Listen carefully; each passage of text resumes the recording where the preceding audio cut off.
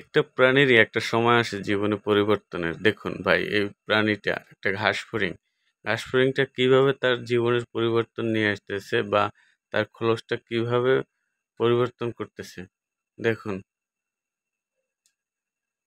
এই যে আস্তে, আস্তে বের হওয়ার জন্য চেষ্টা করতেছে।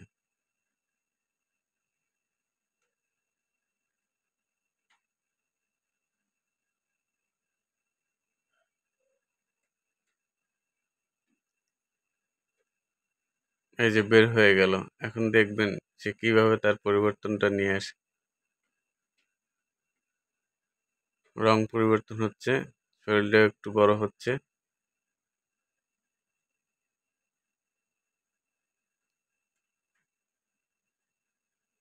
এবারে তার ডানাটাও